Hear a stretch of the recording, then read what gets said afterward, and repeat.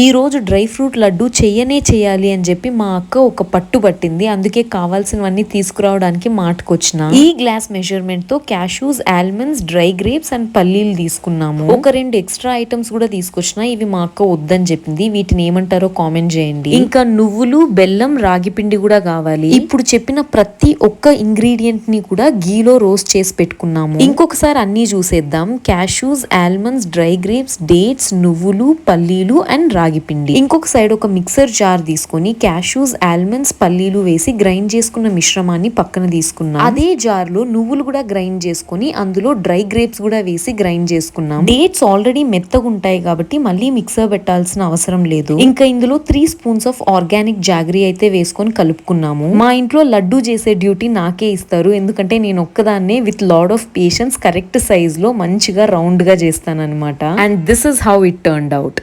Bye.